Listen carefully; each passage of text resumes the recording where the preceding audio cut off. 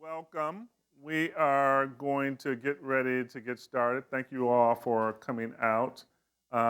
We will begin the festivities with an acknowledgement from one of our students who will introduce herself, and then we're going to get ready to go. Thank you. Hello, everybody. My name is Autumn Summers. I'm a senior here at Tulane studying political economy and philosophy. Before I start, I want to say again, thank you, everybody, for coming here. First, I want to mention the Murphy Institute and my involvement with it. And I'm the editor-in-chief of the Tulane Journal for Policy and Political Economy, which is sponsored by Dr. Chad von Schulen, who is the director of the Murphy Institute Center for Ethics. And I'm also involved in the Ethics Bowl Service Learning, which of course is sponsored by the Murphy Institute. Now I'll be reading the land acknowledgement. We acknowledge and pay tribute to the original inhabitants of this land. The city of New Orleans is a continuation of an indigenous trade hub on the Mississippi River, known for thousands of years as Bobancha. Native people have lived on this land since time immemorial, and the resilient voices of Native Americans remain an inseparable part of our local culture. With gratitude and honor, we acknowledge the indigenous nations that have lived and continue to thrive here. Thank you.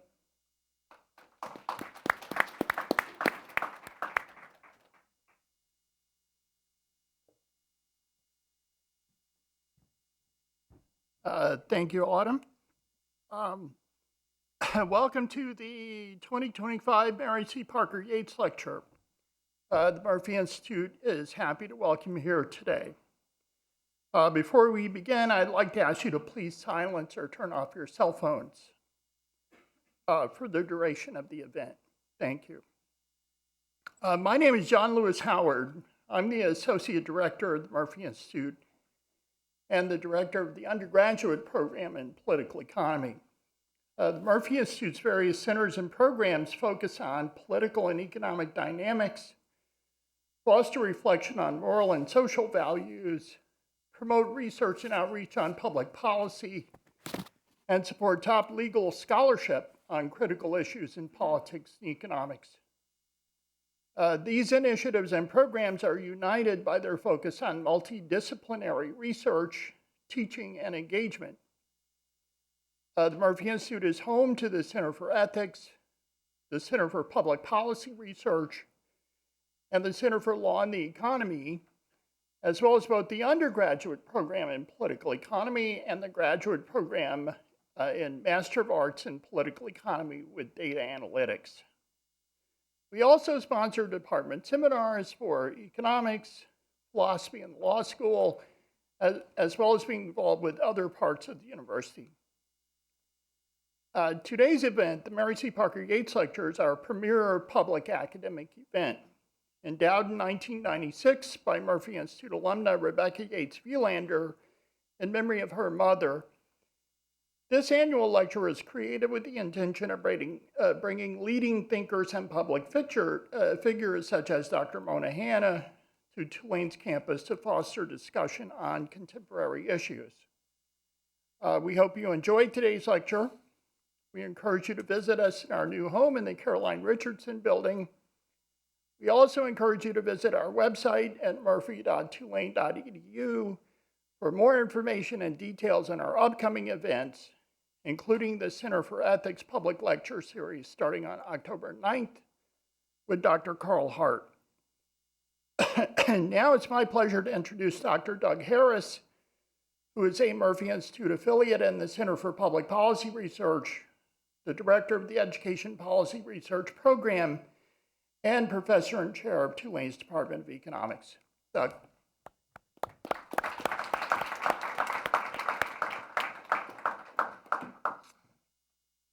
All right, I'm going to introduce both of our speakers today. So I'm going to start off with Dr. Gary Hoover, who's professor in the Department of Economics and the director of the Murphy Institute at Tulane.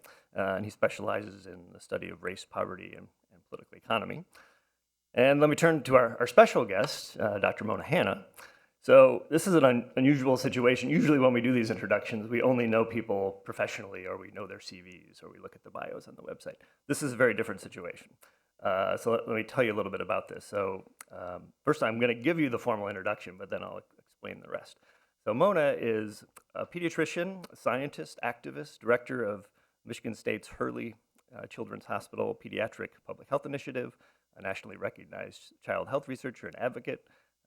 Dr. Mona launched the community-partnered initiative in response to the Flint water crisis to improve outcomes for kids.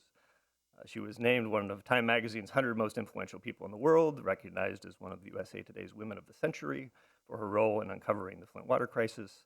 She's the author of the New York Times 100 most notable books, What the Eyes Don't See.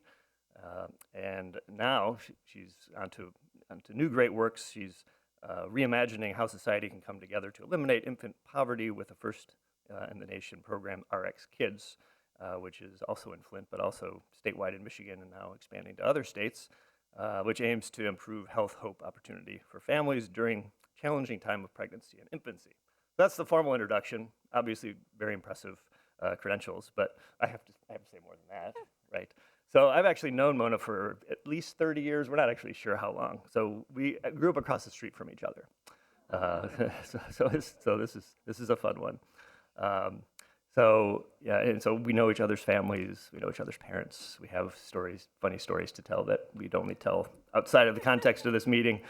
But I wanted to say, there are three things I knew about Mona right from when she was actually littler than what she is now. First is that she has a very sharp sense of humor. I imagine that some of that will come out in the talk. Second, she's always one step ahead of everybody else. She's, as they would say in Boston, wicked smart. We used to play board games, and you can guess. A lot of board games. You can guess. Settlers of Catan, any Settlers fans? So fun, so fun. You can guess who won most of the games from that. Third is that she has a very strong sense of right and wrong. You could also tell that from her right away, and she attributes that to her parents, but I think there's more built into that. That's just who she is. So, am I surprised by her success? Was I surprised when I first heard about what she had done in Flint?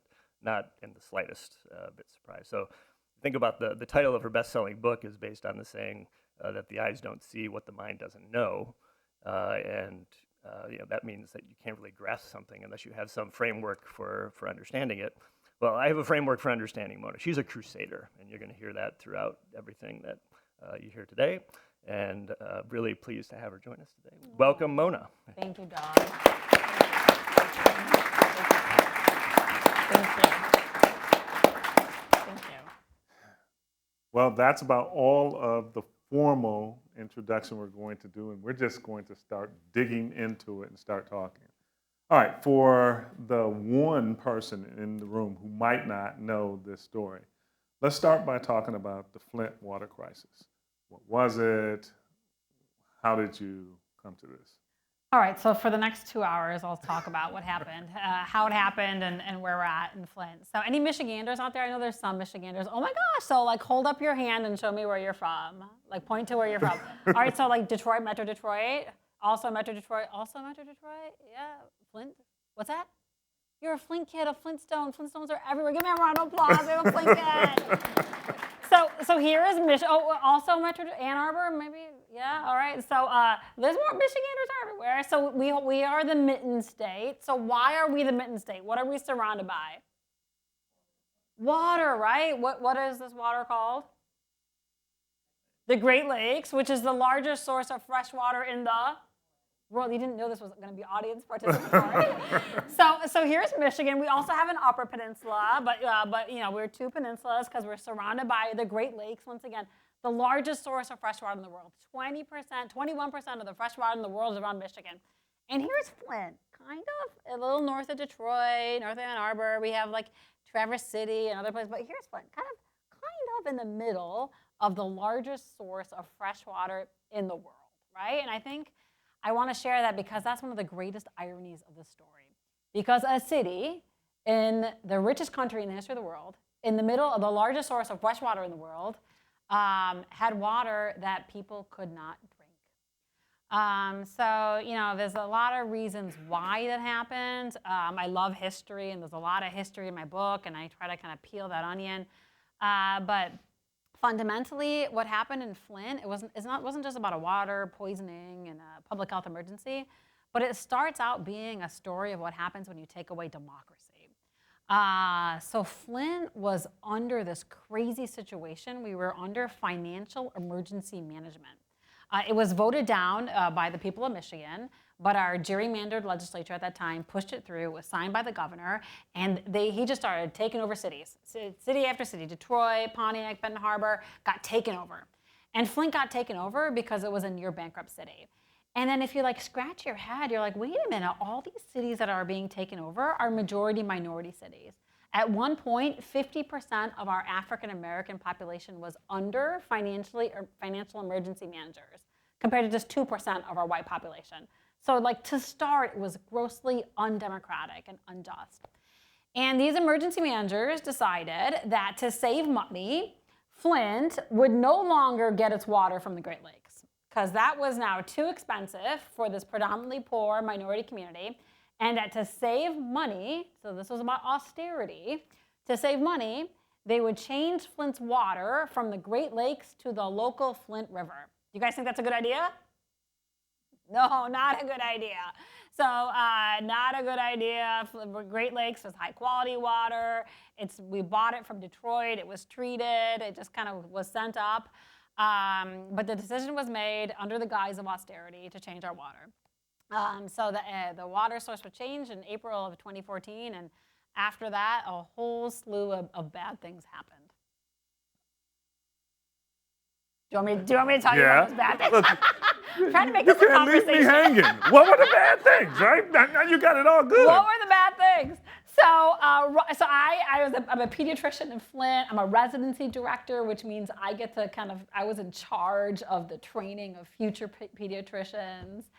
And I was seeing patients. And right when the water switch happened, my patients were coming up to me. They're like, Dr. Mona, like, is it okay for us to drink water from the tap, because it's weird. It's like greenish and yellowish and brownish. And in my white coat, in my doctor confidence, I would repeatedly tell my patients that of course the water was okay. Like, how could the water not be okay, right? Because like, hello, we're in the middle of the Great Lakes. It is it is America. Like, we have rules and laws. And like in my head, I had this image of like these like folks who were like tested our water, and that no matter where you live, New Orleans or Flint or Detroit, that your water was safe to drink. And all these bureaucrats, all these folks in charge, all the government officials repeatedly kept saying that the water was okay, even though the people knew the water was not okay. We had bacteria in the water. We had color, odor, taste issues. There was so much bacteria in the water that they added chlorine to the water. And so much chlorine was added, people felt like they were drinking a glass of bleach.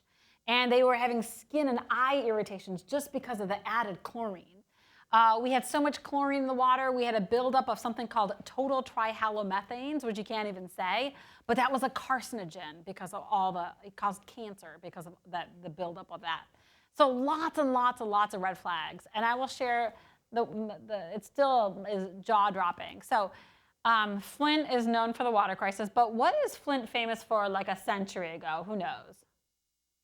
Cars. Flint is the birthplace of cars. General Motors was born in Flint. Extra credit if you know what else Flint is famous for that happened shortly after cars were being made. Does anybody, what about my Flintstones? Double extra credit. The sit-down strikes. So Flint is famous for birthing cars, but Flint is also the birthplace of the middle class in America. Shortly after cars were being made in Flint, auto workers did something crazy and disobedient. They're like, wait a minute, the auto company's making a lot of money, but like, when we make red cars, we like cough up red, and when we make blue cars, we're coughing up blue, and we're losing fingers, and nobody cares. So they did something crazy and disobedient, and they sat down in the auto plants, and they went on strike. So this is a famous strike known as the sit-down strike. It birthed the UAW, but ultimately it birthed the middle class because people then got living wages and prosperity. And folks from across the world, immigrants and folks, in the Great Migration North came to Flint for opportunity and prosperity, and it was there for a while. So cars are, so the auto industry, by and large, left. There's one plant left in Flint. And this is kind of my most egregious part of the story. This plant that's left in Flint makes engines. And shortly after the water switch happened, the car plant noticed that the engine parts were corroding. So GM engines were corroding, and General Motors was allowed to go back to Great Lakes water. And the people of Flint were repeatedly told to relax, that everything was okay, that it was in their heads, that there was no problem, that everything was safe and tested, everything was in compliance. But they were ultimately being lied to. How does this story end? Man, I'm into it now. So clearly, that can't still be the case today. Something had to have happened. Was someone held accountable? Anybody? So this went on for about a year and a half. A year and a half, the people of Flint were told to relax. They were told not to worry. And I, once again, seeing my patients, was reassured. I was drinking the Kool-Aid and telling my patients that everything was okay. And that all changed for me when another high school girlfriend, we had an amazing high school, when a high school girlfriend was in town. She used to live in DC. We both did environmental activism in high school. And she went on to work at the EPA, the Environmental Protection Agency, and became an environmental engineer. But she had come back to Michigan to be closer to family. And we had I'm like, hey, you're in town, come over for like a barbecue. Like, hey, let me see you. Let's see our kids can hang out together. And we're having a glass of wine, because all good stories start with like a glass of wine, you know. We're having a glass of wine, and she's like, Mona, wait a minute. She's like, you're in Flint? I'm like, yeah. And she's like, well, have you heard about the water? I'm like, yeah, you know, but everybody says everything is okay. You know, my patients are concerned, but everybody says everything is okay. And then she stares me down like this, and she's like, Mona, I heard they're not using corrosion control. And I'm like, I have no idea what you're talking about. Like, I did not learn about corrosion control in medical school. And she said, without that ingredient that is federally mandated, the water is going to be more corrosive. And it is going to be so corrosive that the lead that is in plumbing is going to come out of the plumbing and go into the drinking water. So it was at my house with my children running around, being loud and crazy, with my high school girlfriend, that I heard for the first time the possibility of lead being in our water. Is lead good or bad? Is lead good? No, lead is bad, right? So lead is a poison. Lead is a neurotoxin. It's one of the oldest neurotoxins known to humans. We've known about the evils of lead for literally centuries. There's actually theories that that theorize the demise of the Roman Empire was because they used so much lead. If you go to like Pompeii, you can see preserved lead pipes. They also used to add it to their food, which is not a good idea. But lead is a well-known neurotoxin. And it's in our plumbing. So in the early 1900s, when the rest of the world was limiting the use of lead, is when really U.S. industries decided to make a profit and decided to put it in a lot of things. They put it in paint, they put it in gasoline, they put it in plumbing. And to this day, we continue to kind of live with that legacy, because even though we've limited the use of lead in these things, we haven't necessarily taken it out of those historic sources of lead. So throughout our drinking water delivery system, there is lead in plumbing. I didn't even know before all this that the word plumbing comes from the word lead. So what's the elemental symbol for lead? Pb, which comes from Latin plumbum, which means plumbing. So the word lead actually even means plumbing. So my high school girlfriend, in my kitchen, shares with me that there's a possibility of lead in the water.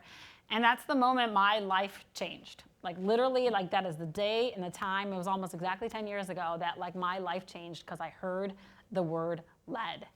And it's damning. It's damning for one child, but it is damning for a population of children. It impacts cognition and behavior and the entire life course trajectory of kids. It is the last thing my kids in Flint, who already had all these other obstacles to success, needed. So that's what prompted me to do the research to see if there was more lead in kids. Research I never should have had to do, because we already knew that there was a lot of lead in the water. That should have been the hard stop, but people weren't listening. So I felt that if I had data in my pocket, because I love data, if I had data in my pocket, I could convince people, the authorities, that this was a problem. So quickly did the research. and didn't want to prove my hypothesis was right. I didn't want to find more lead in kids, but there was like so much lead in the water, thousands and thousands of parts per billion, like toxic levels of lead in our water. And worked with a geographer, and there was only an increase in lead levels within the city's water limits. Nothing was happening outside of the city water limits. And in the areas where water lead levels were the highest is where we saw the greatest increase in children's lead levels. So shared that research publicly at a press conference. Is that how we're supposed to share research as academics? You had to. I had to. So I had to. But that's not what we're supposed to do as academics. We're supposed to go through this time-tested peer review process. Who's gone through the process? How long does it take to get something published? Long time. It could take maybe years. It takes forever. But this was an emergency. Every day that went by that a little kid was drinking water, mixing baby formula with this water, was an hour too long. So shared this research at a press conference, and it took a minute, but finally we were able to convince the world that this was a crisis. Well, that's just fantastic to start out with. And I'm sure the people of Flint, and even I'm not in Flint, but I want to thank you for the work that you did. I mean, that is courageous. Look, if we think about political economy and we think about there's a policy maker somewhere that is turning a switch, and that policymaker is turning a switch and it's having implications for people. One of the things that we do here at Murphy is we have a Center for Ethics, because policymakers need to be informed not just about whether or not they can do something, getting the water, but whether or not morally or ethically they should. Was there any concern, any pushback, any conversation about the moral and ethical implications of what happened, then or now? You know, it's been said that pediatricians are the ultimate witnesses to failed social policies. So it's in the kind of the bodies of my patients and really kind of in their blunted potentials that I see the consequences of policies that aren't working for our kids, be it a change in water source or kind of a disinvestment in public health, or regressing in terms of our vaccine policy. It is in our children that we see this, and that's what I see every day. So they weren't, when this happened, the voices were not at the table. And I think part of the reason why this happened and why I first started telling you about the emergency managers was to tell you the consequences of what happens when we take away democracy. Like this was an egregious example of of a power grab, of coming in, of disregarding local voices, disregarding any kind of representation, and making decisions without information, without seats at the table. But this is not a unique thing. This is not this crazy thing that happened in Michigan. Like, I share the story, and one of the reasons I wrote this book, to share the many lessons of what happens when we take away democracy.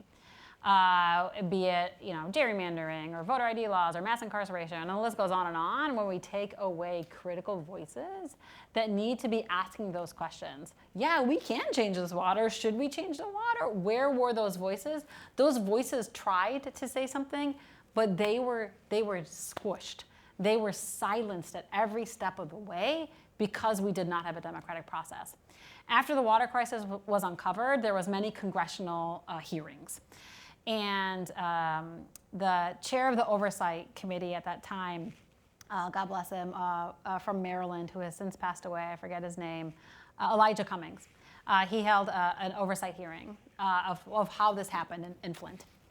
And he subpoenaed the emergency managers. And he asked them, people were telling you that they were getting hurt. People were coming to you and saying we shouldn't be doing this. Or they were coming to you and saying we need to go back to Great Lakes water. Why didn't you listen to them? And his answer was, I didn't have to. I wasn't accountable to them. He was only accountable to the former governor. So once again, let that be a lesson of what happens when we corrode democracy and make it hard for people to be involved in that democratic process. And so they had no voice at the table, although policy was being made that impacted them. Yeah. They didn't have a voice in the very policy Yeah. that would impact them. Yeah, there's a scene in my book which is hilarious. So after the water crisis, after we shared my research, I was part of the recovery and working very closely with the former administration, and I got a phone call from the former governor's team, like the cabinet wants to come see you in clinic and talk to you about like the recovery. I'm like, okay. So I'm a pediatrician, right? I'm a brown person and I'm a woman. And I hang out with a lot of brown women. Pediatrics is 70% female. There's all kinds of people in my profession. And I'm used to hanging around a lot of women in white coats. And all of a sudden, this entourage comes into my clinic. And I swear to you, it was like 10 white guys in dark suits. And I just sat there and I looked around and I'm like, do you think this is maybe part of the why we are in this mess?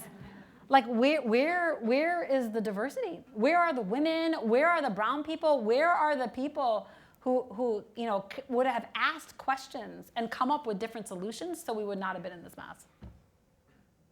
And they weren't there. They weren't there. Would you say that if this were to happen today, it would be any different at all? Or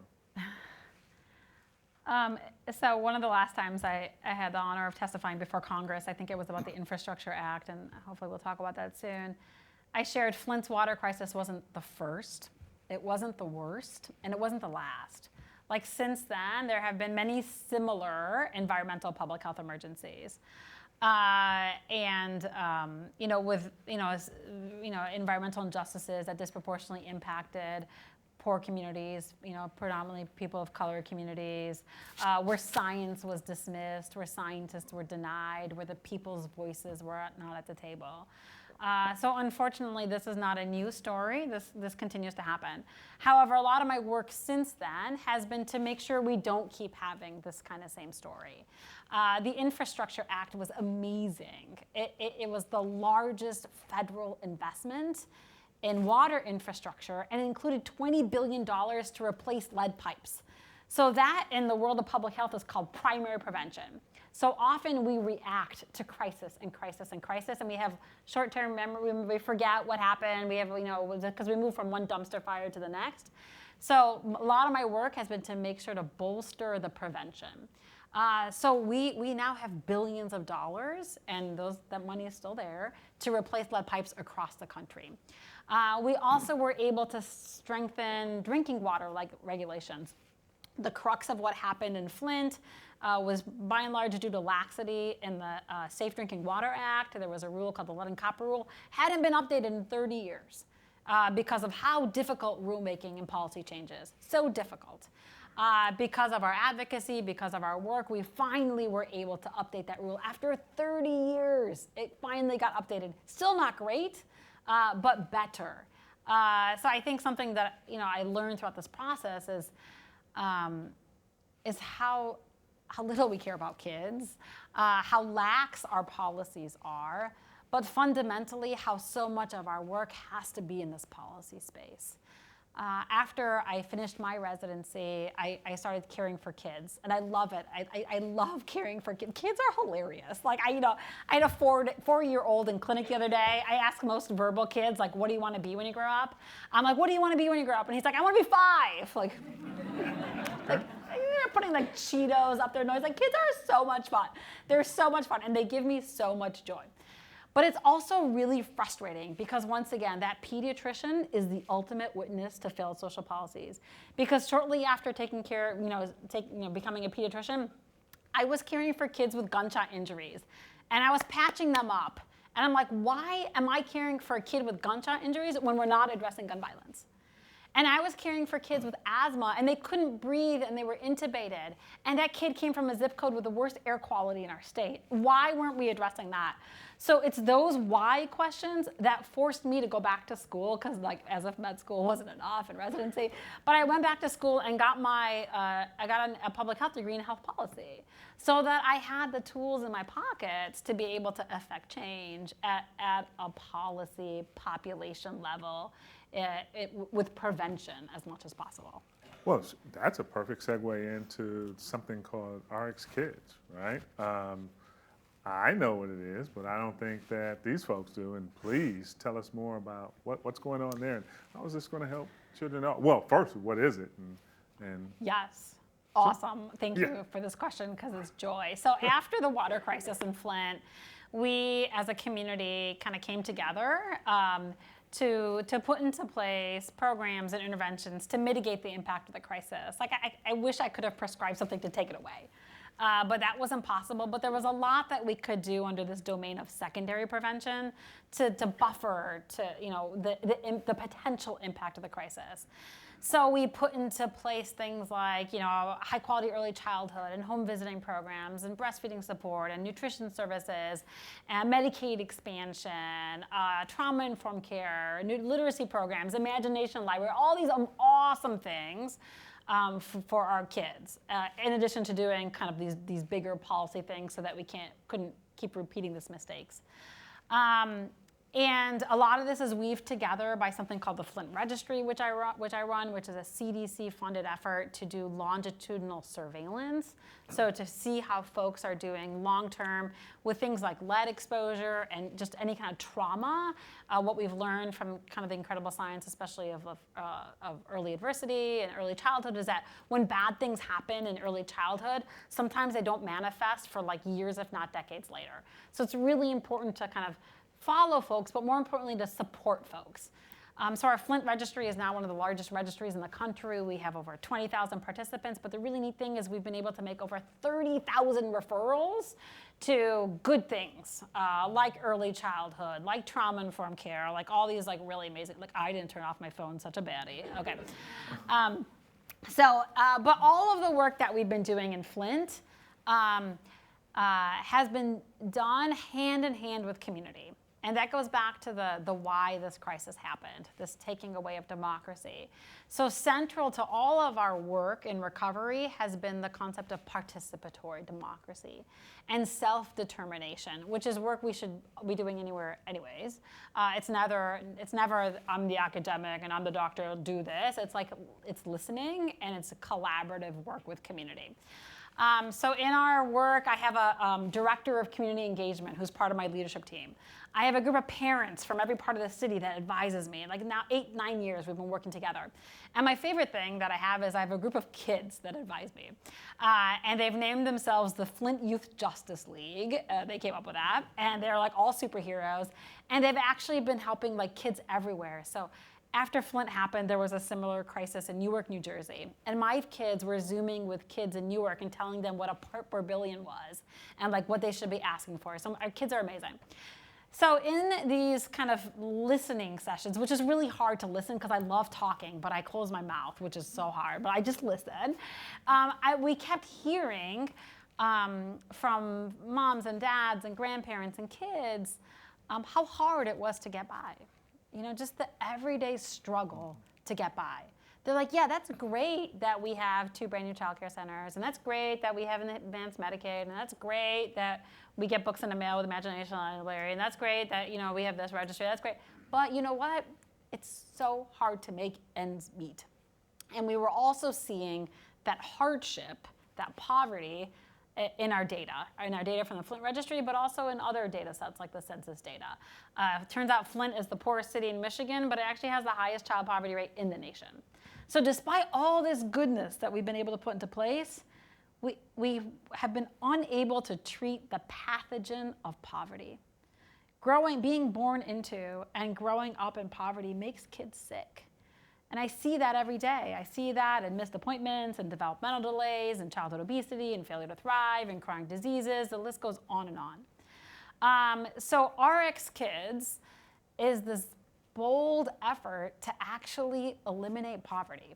And people are like, you can't do this. I'm like, yeah, we can do this. In the same spirit of being a city that was not okay with poisoned water, because as much as Flint's story is a story of crisis, it is more a story of resistance. It's how we fought back with science and data and persistence. How we fought back and changed the status quo. In that same spirit, we are fighting back and saying, no, it is not okay for our babies to be born into poverty. Every single day that I'm in clinic and I have a newborn in my hands and I know the zip code that that baby is born into, and I know that that baby, that zip code has a 20-year difference life expectancy than another zip code, that is not okay. That is a failure on all of us, on every single one of us. Every hour that goes by that a kid is born and doesn't have the resources they need is a failure on all of us. So in that spirit of defiance, we started RX Kids, which is the nation's first mom-baby cash prescription program.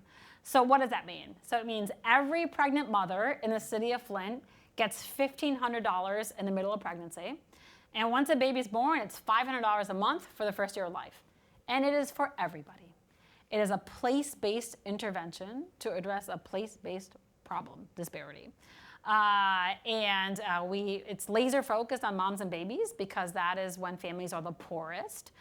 This maternal infant period is when there's the greatest drop in income.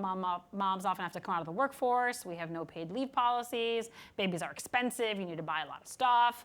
Childcare is like prohibitive. All these reasons that this window of life is the greatest economic shock. Yet, as a pediatrician, this is like the most consequential window ever. Like what happens in this brief window shapes your whole life course. Like a baby's brain doubles in size in that first year of life. When I am examining a baby, their skull is in pieces and there's these soft spots on the top of their head because their brain is growing so much. That's normal, guys, that's normal. And their brain, because their brain is growing so much. So this is this critical window of life that we are now buffering families from. So RX Kids started in Flint in January of 2024, a year and a half ago. We've raised over $100 million in 2 years, which is just like gobsmacking. We are now in 11 Michigan communities for everybody in that community, and with a whole slew of wonderful outcomes. We can't wait to bring this to other communities across the country. It's very simple, it's normal, it's common sense, it's not genius at all. This is very common in other countries. And you call it RX because it's a prescription. It's a prescription to heal children? Yeah, it was really hard coming up with a name. Okay. So it's called RX Kids, and like our tagline is a prescription for health, hope, and opportunity. It's in the health world. It's led by a pediatrician to really kind of drive home that poverty is a health issue, and that we should treat it as such. We spend the most money of any country in the world on health care. We spend so much money on health care, which is by and large a sickness-based system. It's a reactive system. We don't spend that much money on health, which is a lot of that prevention work where this lives. So one of the reasons it's called RX Kids is because I want to draw down some of those healthcare dollars. We're already seeing, for example, in our research, that this intervention is decreasing premature babies. We don't have as many premature babies. We've improved birth weights. We've prevented NICU admissions, which are the admissions to the neonatal ICU. All of these things are saving a lot of money to health care. So I want them to give me that money so that we can use it rather than on taking care of babies in the ICU, to preventing that from happening in the first place. Well, it seems that this is what we would call in economics efficiency enhancing, right? Yeah. It is actually Yeah. an efficient use of these resources on children earlier on, which has benefits for a lifetime going forward. Do you see that? Yeah, absolutely. I think there's a lot of science out there on the return on investment of early childhood investments. What you do once again in this really critical window, this prenatal to 5 window, has lots of kind of payoff later. research on, for example, Head Start and the Perry Preschool Project, and there's a list of lots of things that out there on the importance of investing in this window. And the payoff is not just kind of long-term in terms of education and criminal justice and economic productivity. The payoff is also very much in the short term, where you can kind of recoup the dollars of that investment. I would also, when you mentioned efficiency, I would also share one of the reasons that this program has really kind of garnered bipartisan support is because of its efficiency. We've heard a lot about efficiency in the federal government and DOGE and the firing of all these federal workers and kind of efforts to kind of make government smaller. And if you look at kind of the history of cash transfers or the cash transfer movement in the country, it actually started from libertarians, and Milton Friedman was a champion of cash transfers, the negative income tax, mainly for its efficiency. Because it doesn't grow government. Our program has hardly any staff. It's all, because it's universal, there's not folks figuring out who's in, who's out. There's not layers of bureaucracy. And because it's unconditional, which means families get to use the money on what they see fit, there's not another layer of bureaucracy figuring out what people are spending their money on and policing them. So that also is efficiency. And that's really kind of resonated with all kinds of different kind of political stripes because it's not growing government, it's not adding FTEs to government, yet it is kind of solving a lot of the polycrises that folks are facing, be it with housing affordability or childcare or maternal health issues or the just kind of affordability and the price of eggs from this really simple, efficient intervention.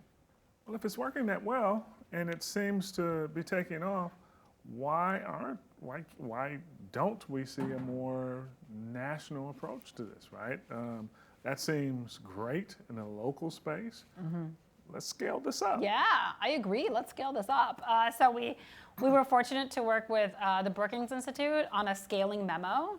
So there's a memo out there on how to scale this to the nation, what it would cost. It turns out it would cost about $29 billion a year to do this for every single baby in America. We launched our program last year on Valentine's Day in Flint. On purpose, because also fundamentally this program is about love, right? It's about how we're supposed to love our mamas and our babies. Might have a logo, our logo has a heart.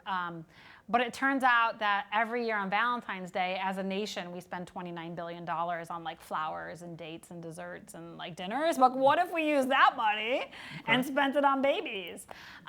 So there is a memo out there on scaling. We are also working closely with other states who are interested, all kinds of states who are interested in all types of states. Also, yeah, red states. Louisiana. Not yet, Louisiana. Okay. Would love to work with Louisiana. But Mississippi, who just declared a public health emergency. Did you say Mississippi is ahead of Louisiana? What's that? You said Mississippi is ahead of Louisiana? Yeah. So Mississippi just declared a public health emergency for rising infant mortality rates. And I was asked to testify before the legislature in a couple months about potentially bringing this to Mississippi. One of the really neat facets of this program is it's a public-private partnership. And what that means is all kinds of folks are at the table. We have all kinds of funders that are making this possible. But the neat thing is that we've been able to leverage on the public side TANF dollars. I'm going to get a little wonky here, but it's good wonky, and stop me at any time. Feel free to stop me. So TANF, who knows what TANF is? So all these economists. Okay, so TANF is the Temporary Assistance for Needy Families Program. It is the welfare program. In 1996, President Clinton reformed welfare as we know it, and he did. He changed a federal program called AFDC, and he turned it into TANF. And TANF became a flexible state block grant. So every state gets a chunk of money, and they get to decide how to use that money for temporary assistance for needy families. That flexibility, by and large, has allowed for the misuse of these funds, pretty much in every state. Less and less money actually goes to cash assistance. In Michigan, before ARC's kids, only 7% of TANF dollars was going to cash assistance. The rest was going to fulfill all these other random things that are part of the legislation where you can spend TANF money if you are able to show that you are decreasing unwed children and promoting marriage, all these weird, crazy things. So, so by and large, this is used as a budget filler. TANF dollars are a budget filler, and hardly anybody gets cash assistance anymore in this country. It's tiny, tiny, tiny. So we have been able to leverage TANF dollars to do this in Michigan. And that is a national blueprint. And that was approved by the federal government, by ACF, the Administration for Children and Families. This is the wonky part, there's a provision in TANF called non-recurring short-term benefits, NRSTs. It's like my favorite acronym now, NRSTs. NRSTs allow you to get 4 months of cash during an acute episode of need. And pregnancy, childbirth is the poorest time in people's lives, right? So we shared that with the federal government saying, hey, this is an acute episode of need. They agreed. So we can use 4 months of TANF as part of this program. And then we add other dollars, primarily philanthropy or other municipal dollars, to make it universal and to extend it for as long as possible. So this is a playbook for sustainability. This is a playbook for replication that other states can use because by and large, most states are not using TANF for its original intent, which was cash assistance for poor families. So this works for Dr. Mona, and you're able, because you're a lightning rod, and you're in it. How are our young people in this audience, what advice do you give to them so that we can create more Dr. Mona? Because I know we have some out here. You do. What? See, that young man pointed at himself. He said, yeah. This guy. Yes. Thank you. I love that question, and that's why I love being here.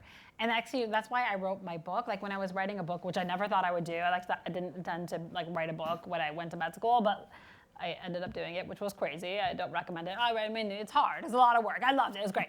But anyways, and when I was writing my book, I had to put in my head, what's the audience? Like, who do I want to read this book? And it was always young people. It was students. Because I wanted to share a playbook on how to create change, how to be a disruptor, how to resist the status quo, how to make friends with unexpected partners, all of these things. And what I would share with young people, especially these days, when I interact with young people, and I'm sure you see this too, they care about so much. They care about so many issues, and because there's a lot to care about right now. There are so many injustices out there. It is hard not to feel overwhelmed. So my first bit of advice for young people and not young people is to find your passion. Like, what is your why? Like, what is your North Star? Like, what keeps you up at night? And for me, it's kids, right? It's kids. Like, I love kids. That is my why. That's why I went to school forever. That's why I wrote a book. That's why I love kids. But what is your why? Is it immigration or climate change or reproductive rights or democracy? Like, what is your why? So find your passion. Because if you are all over the place, it is overwhelming. It is just so hard, and it's easy to burn out. And then my next bit of advice for young folks and all folks is to find your people. In the water story in Flint, my best friend became a water engineer. And I was like, before this, I was an academic pediatrician going to conferences with other pediatricians. And I thought pediatricians had a monopoly on caring for children, right? But I was wrong. I was so wrong because so do so many other folks. Economists care about kids, right? Of course. Yeah, and so do lawyers and social workers and teachers, all kinds of folks. So find other people out there that care about what you care about. In this work right now with ARC's kids, I know what kids need, but I don't know how to give people cash. That's not part of my world. So I just blindly emailed a professor at the University of Michigan who's a child poverty expert. I'm like, hey, can you help me? And he's like, okay. And now it's a social scientist. Who knew? They care about kids too, right? So find your people. And what I love about the Murphy Institute is you guys are already embedded with this multidisciplinary focus. Because if you want to fix big problems, if you want to really tackle that passion, you need all kinds of friends. because like you ask different questions and you come up with different solutions, and people bring different life experiences and different disciplines to solve these complex problems. So find your people, okay? So that's my second bit of advice. So find your passion, find your people. And then my third bit of advice, which also starts with the letter P, I don't know. My third bit of advice is be persistent. And I think that has definitely been kind of the story of my career, and my ability to make change, especially in policy, is being persistent. I talked about the Infrastructure Act and being, this largest federal investment in water infrastructure, changing laws that hadn't been changed in 30 years. People were trying to do this stuff before I was born. But we took advantage of a window of time, a window of opportunity in policymaking that made it possible. And it was partly due to kind of being persistent and being vigilant. Right now in Michigan, the budget is being negotiated, and my program is set to expand significantly. And it's largely due to persistence, but being persistent and taking advantages of these bizarre moments of kind of bipartisanship, where folks care about efficiency and they're attacking government and want things done outside of government, and yet they want to be fiscally responsive, but they want to help babies. So taking advantage of these moments while being persistent. So those are my bits of advice. Find your passion, find your people. They're in unexpected places, and stay persistent. Well, let me piggyback on this persistence part, right? You've been successful, but it couldn't have come without a few lumps and a few roadblocks.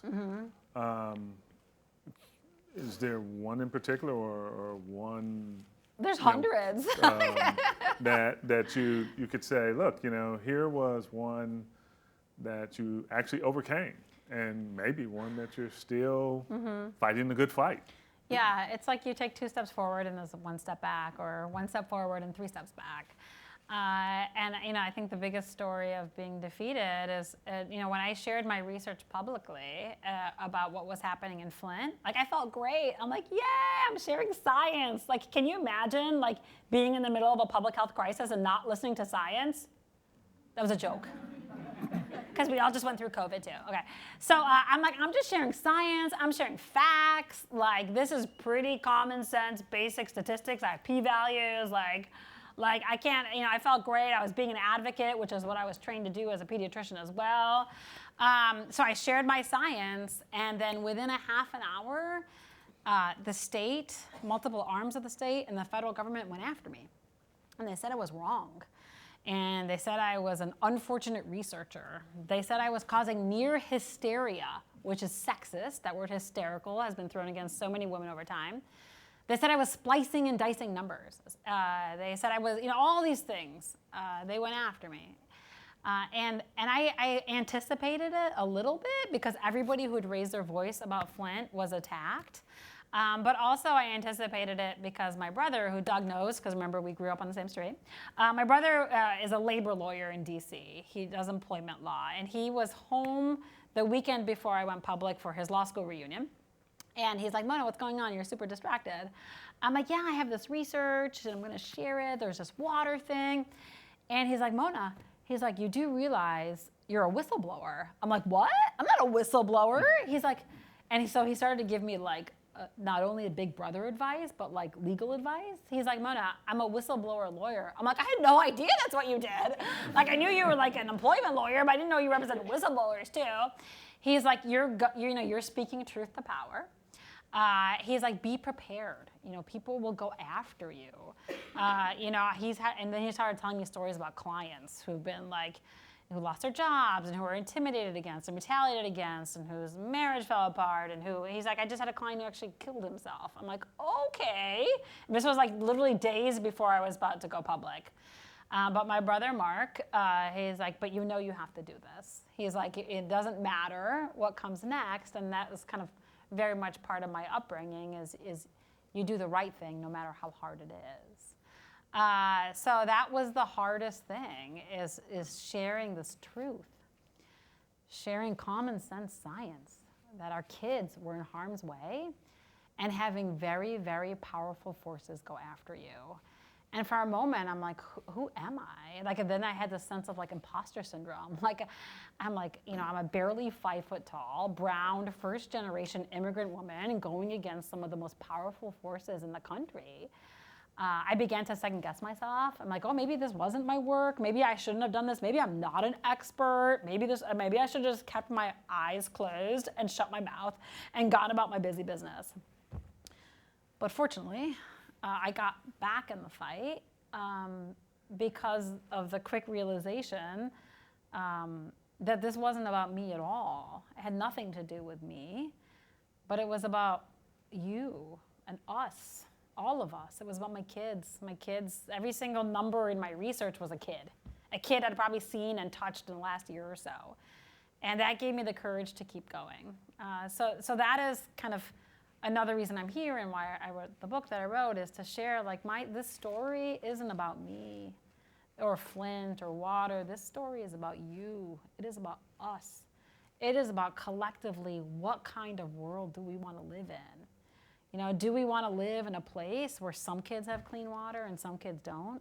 Where some kids are born in deprivation and some kids aren't? And what role do we play, no matter how hard it is, to speak up, to open our eyes, to make friends, and to fight for a better world so that every kid, no matter who they are, where they live, the color of their skin, their country of origin, has that same opportunity, that same opportunity of that kind of American dream that fundamentally, like, you know, my family was awarded. Wow, that's powerful. Look, if that was one of the greatest obstacles that you faced, right, and some people came after you, there had to have been others who came to lift you up. Yeah. I'm here to tell you, I'm here to lift you up and lift up your voice. You have a voice. You're using your voice to speak for those who don't have a voice. That's powerful. Have others come to rally to absolutely. you? I have gotten way too many accolades and recognitions. It's like awkward. And like a lot of, I had a megaphone. Like I literally had a megaphone and I used it for the kids of Flint. But I shouldn't have had to. I just spoke at this massive doctor conference this weekend of all these doctors and trainees. And I shared with them, like, you have power in your voice. You know, finally, when the doctor spoke, you know, things changed. But it shouldn't have been that way. We should have listened to the first mom that said, my kid is getting sick, my water is brown, right? So I don't want to speak for other people. I want us to live in a place where we are able to listen, where we hear everybody, not just the doctor, but we hear everybody's voice. And once again, that is possible when our democracies are more whole and representative. And that's exactly what we're trying to do here at the Murphy, bringing together folks that we can look at these problems and try and find commonality and solve problems. In that regard, let me do this. It's a little early, but I'm going to not dominate all of the conversation. I'm going to open it up for questions. Let me give you some tips out there in the audience if you want to ask. Don't try and take the mic from the people holding the mic. They will not let it go. They are instructed to never let go of the mic. Wow. Yes, this is going to be a rule. So here's what I'm going to do. I'm going to let the first question, as I always do, go to a student, right? So if you want to ask Dr. Mullen a question, is there a student out there who has a question? Raise your hand up. Right here in the Tulane shirt, right? That's great advertising. There's like hundreds of Tulane shirts. Right. Okay.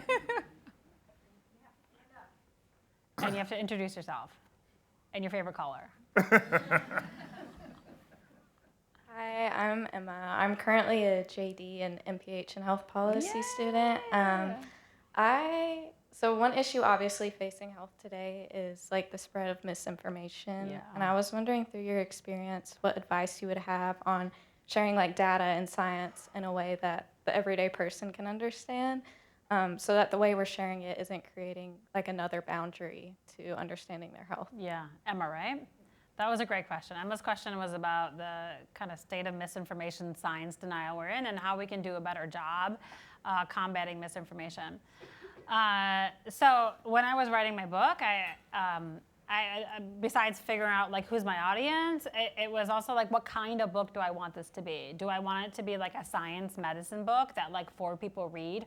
Or do I want it to be a layperson book that anybody in any discipline can pick up?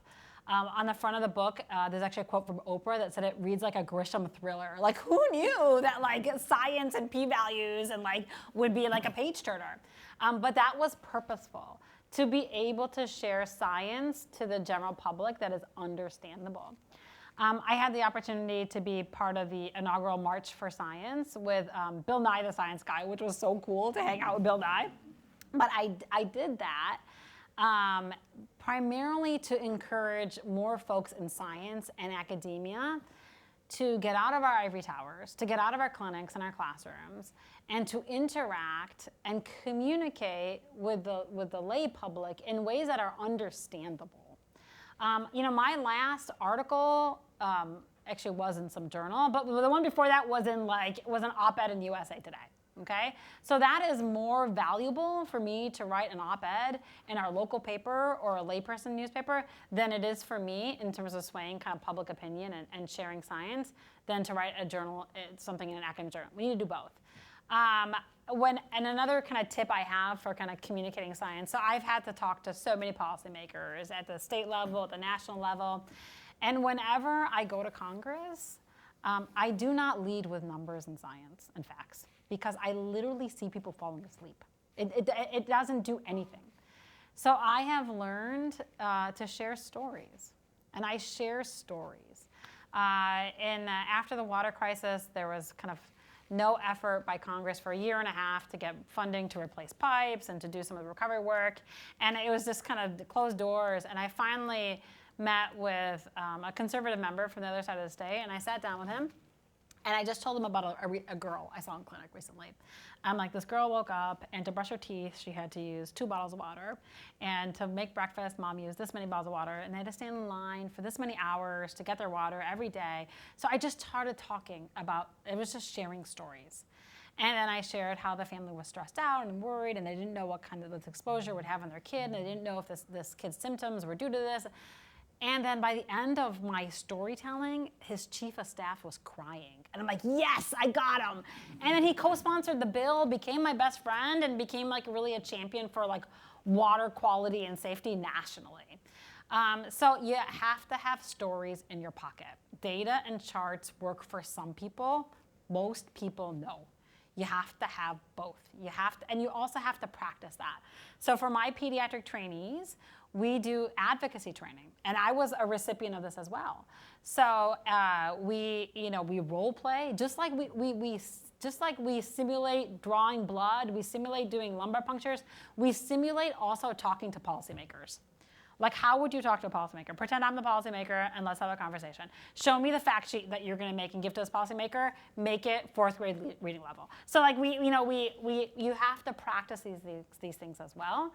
So I put some of the onus on this misinformation and science denial, some, not much, on academics and scientists who have never been good at communicating science.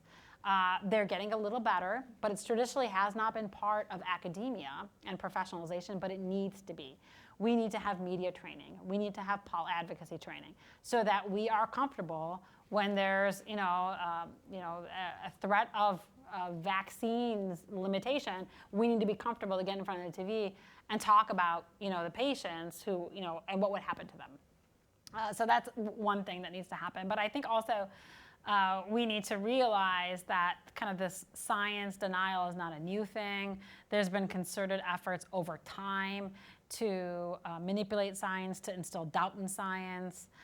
There's a great book called Merchant of Doubt, and there's lots of other kind of great resources out there that talk about the long-standing playbook that industry has followed to manipulate science, mainly for kind of their profit margin. Excellent. Another question? Someone out? How about the young man right here? Yeah, someone's coming to you. Oh. Yeah, thank you for the talk. I just had a question because it's related to what you were saying. Do you think there is a lack of scientists in policymaker groups, and that's why we see so many of these things happening? What do you think? I think that's the case. That's why I was trying to see if you also see that, like, since you've been interacting with policymakers more than I do, so I wanted to see. Yeah, if you see that. absolutely. At every level of government, we need more folks who understand science, who understand health, public health, healthcare, medicine. I mean, there's definitely a lack of those folks, and we need to encourage kind of that cross-disciplinary education so that folks who are interested in going into policy from those backgrounds kind of have those avenues and role models and pathways to do that. And let me add that the Murphy Institute has a science communications program here to teach how to have scientists speak to policymakers. You should know that since you are a Murphy affiliate. So good. That's so good. He had his hand up before in the back. I'm so glad I'm not someone's calling going on to. people. Right. So hard. See, he tried to take the mic. Yeah, oh my gosh. No question for you. Just kidding. Hey, I'm Tarun. I'm a MD MPH student here. Yay! And I was just wondering, so your RX Kids organization, you said started in 2024, and in like about a year, you raised like over $100 million. That's crazy sauce. That's crazy. And quite frankly, as I'm reading about public health policy, that's really tough. So I was just wondering if you could sort of talk through how you managed to do that, because that's really amazing. When you asked me like setbacks, I was going to share the first 2 grants I wrote for ARCS Kids were rejected. The first one was to my university. They had one of those big idea grants, like if you could fix one health problem, what would you be? Like, what would you do? And I'm like, I want to do a child allowance. I want to finally treat poverty as a pathogen. And the review comments were like, good idea, but not feasible. Like, and so I swore. I'm like, well, I'm doing this. Like, I'm tired of Band-Aiding. And then my next grant to try to raise money was to the NIH. They actually had a common fund opportunity to address a social determinant of health. Like, here, what would you do to address a root cause issue of poor health? Social determinants of health are all these other things outside of healthcare that make people sick. Healthcare only contributes about 15% to health outcomes. So all these other things like transportation and poverty and geography that are the biggest drivers of health outcomes. So I submitted a grant. It was a $12 million grant for 10 years and also got rejected. So those were 2 setbacks. But writing those grants, like, further kind of, I'm doing this because it was like, it cemented it in my head. I did all the research. I learned that, hey, 70% of countries do this work. We're the only peer country that doesn't have paid parental leave. There's all these reasons why, like, this is such a hard period. So those were setbacks, but then I worked even harder to try to raise the other funds, but asked for help. Like, I told you what TANF was a year ago, 2 years ago. I had no idea what TANF was. Like, I didn't know what TANF was, but I learned, and I leaned on friends who helped me kind of figure all that out. But also, like, was persistent. Kept asking people and foundations and writing grants to make this possible. We've been able to raise over $100 million, and it's going to be even more soon after this Michigan budget passes, and it's going to grow. I think sometimes we have a failure of imagination. Like, I think a lot of people want to do this, but they're like, we just can't do this. We can't fix this big problem. This problem is so insurmountable. Like, how would you fix this problem? But it became attractive to funders, to policymakers, because they were also tired of dealing with the consequences of this problem, because those things weren't working, and they were also really expensive and had poor outcomes. So they were willing to try something else as well. So if any funders out there, we're still raising money, come talk to me. I'd love to. If you care about babies, I'd love to do babies. We can do this here too. The gentleman in the T-shirt, do you still have your question? Yeah, right here. Hello, my name is Ben. I'm an undergrad here at Tulane, studying political economy and legal studies and business. Awesome. Favorite color is green. Yes. Go green. So, Yeah.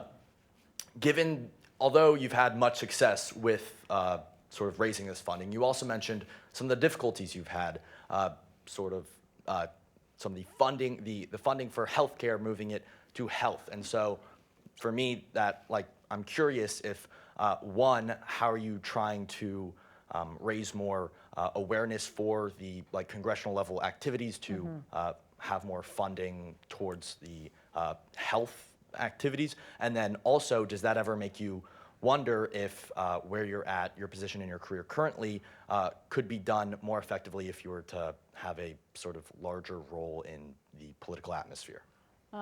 Great questions. I've often get asked, like, why don't you run for office, or why don't you do something? And I found I'm really an impatient person. Like, I love the NIH grant that we didn't get had a 2-year planning period. I would have pulled out my hair. I can't just wait for things. Often, if you're in office and maybe if you're a minority party, nothing gets done. It's really frustrating. Policymaking can be really, really slow. So I love being in academia. I love being an academic. I'm a tenured professor. I can kind of do whatever I want to do. Not always, but it's amazing. I have that freedom, that academic freedom. This ARCS Kids program, a university is doing this because that's what universities are supposed to do, right? We're supposed to solve big problems. We're supposed to work with all kinds of folks. And so I love that kind of freedom and autonomy to be an academic and to push things through that academic lens, working with all kinds of partners, but also to restore faith in what universities are supposed to do, right? This is why universities are so valuable in our communities, because not only in Flint, it was 2 land-grant universities in Flint that helped uncover the water crisis. And we're not out there to make money, we're out there to help people and to serve. So I like being an academic. I like being able to do, I don't think I'd be able to do as much as I could and speak as freely as I want if I wasn't. I've also been asked to work in government, and I think that would drive me crazy too. Just some of the slowness of what can happen. It's not out of the question, but I don't think I could have anybody silence me. I love talking. Sometimes I say crazy things. And then your first part of your question, I forget what it was about. So it was about a congressional change or something? How you are convincing those members of Congress? Yeah. Yeah. So that is great. So we've had lots of conversations also at the national level on how to move the needle towards more prevention, to more public health, rather than to continue to react. So even the infrastructure work and getting that money is pushing funds more towards prevention. And I think, I remember testifying one time before Congress and somebody was like, that's too expensive. We can't go across the country and dig up lead pipes. Are you kidding me? We can't do that. And at this congressional testimony, I actually had a lead pipe in my hand, which is a whole other story about bringing a lead pipe to Congress. Okay, so I had a lead pipe in my hand, and I shared, and because I had already the data, I had the economic data of doing nothing. And I shared that it actually costs us more to do nothing. So that's often how I'm able to move the needle in these kind of arguments when you share. So some of my friends now are lead economists, who knew they exist? But also the early childhood economists, they exist. These folks exist and can share with you the numbers of kind of that investment in prevention. So I think having that in my pocket has also been able we've been able to move the needle. So this kind of this information packet I have on our ARCS Kids program, not only do I share the results, we have healthier babies, we've improved birth outcomes, we have less child welfare involvement, we had no evictions last year in mamas and that were low-income mamas, all these less postpartum depression, these amazing big findings, which some people care about. And then I also have how that translates to cost savings. Because we prevented NICU admissions, and we have less child welfare involvement, and we have blah, blah, blah. So the economics is so important. So thank you for being in this field, because sometimes for some folks, that's the most important argument or data that you have to have in your pocket to move policy. All right. There was a hand in the back, or so many over hands. here. She'll find you with the mic.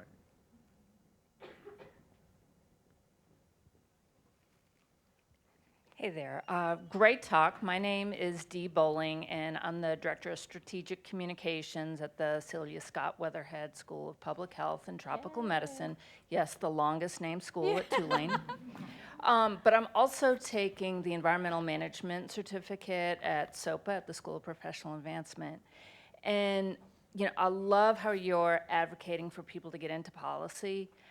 But what's frustrating that you mentioned was that it's federally mandated that there be corrosion control. So the policy is there and it wasn't being used. So how do we address that where the policy is there, but it isn't even being followed?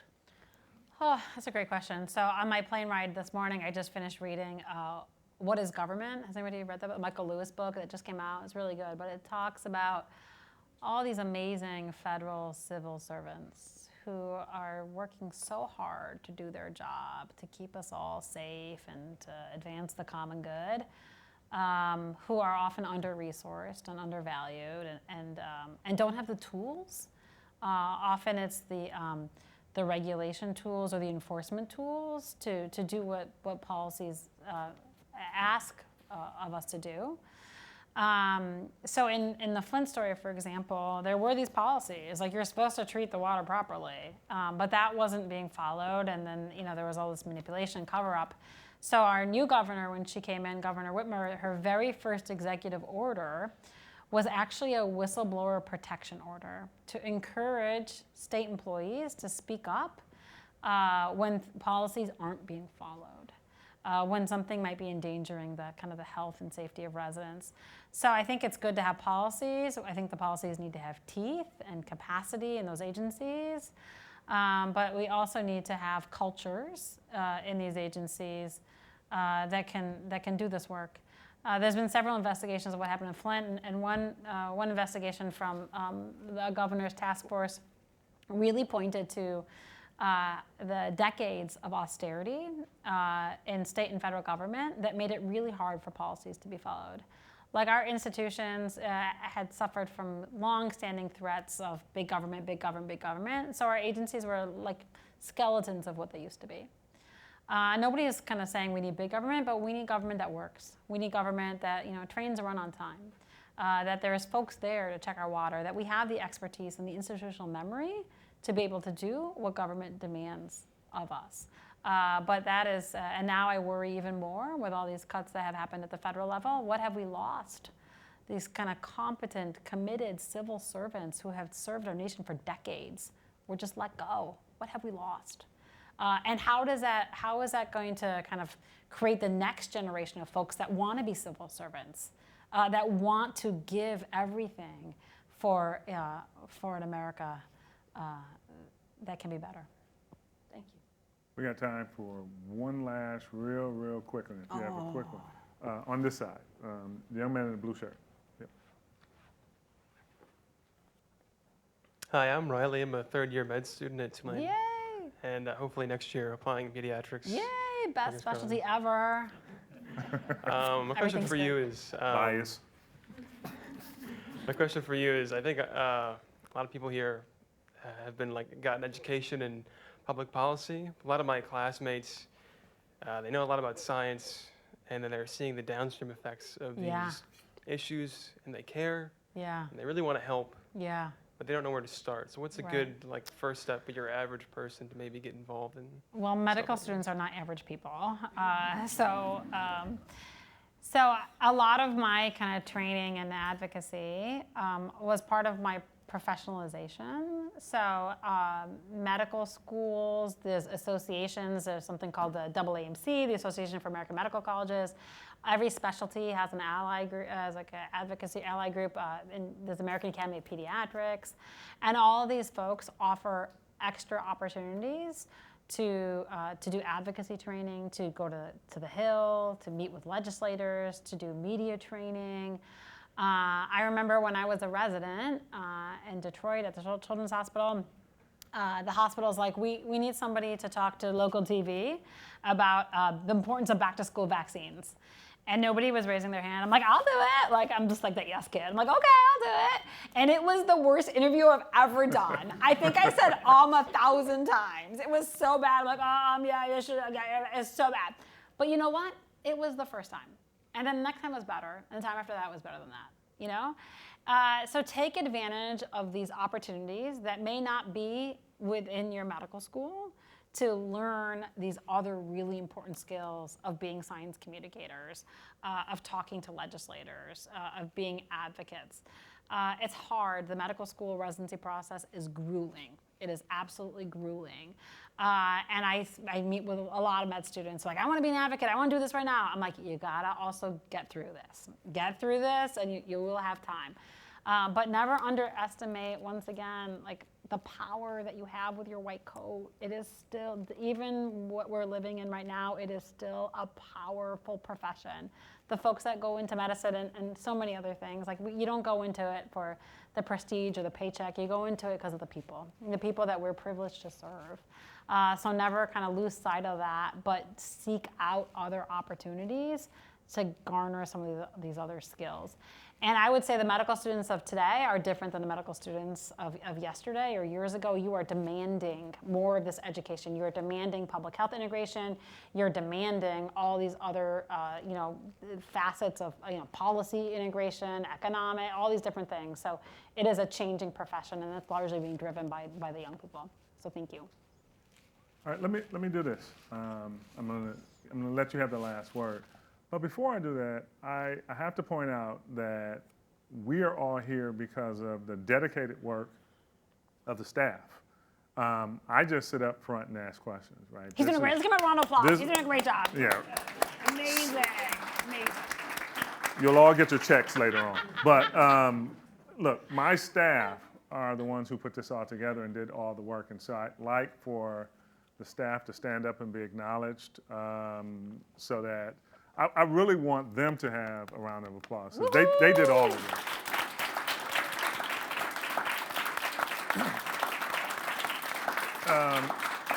Really, seriously, thank you for the work that you've done. And finally, there are a lot of Murphy affiliates in the room too. So if you're a postdoc or a director or a teaching faculty in Murphy, stand up. Watch this. Watch this, everybody. If you're affiliated with Murphy, stand up. This is what makes this work, folks, right here. So thank you very much. And with the final word, I just want to give you a chance to say anything. We are so thankful that you are here.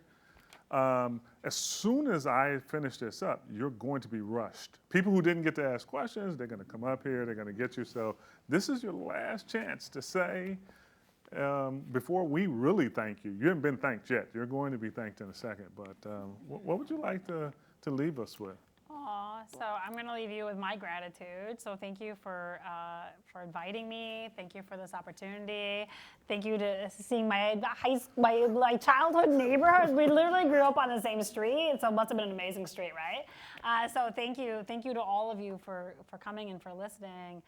I just kind of want to reiterate that, like, you're not just hearing the story of this one random person from that place who did amazing things. Once again, this is all of our stories.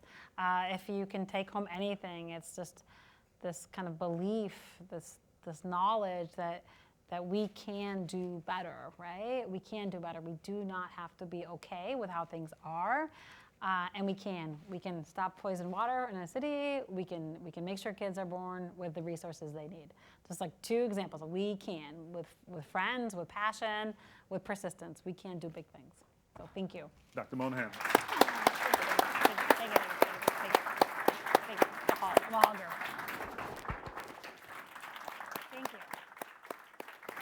Thank you. I'll let that conclude. We'll use that as the conclusion of our formal ceremony. So thank you. Thank you.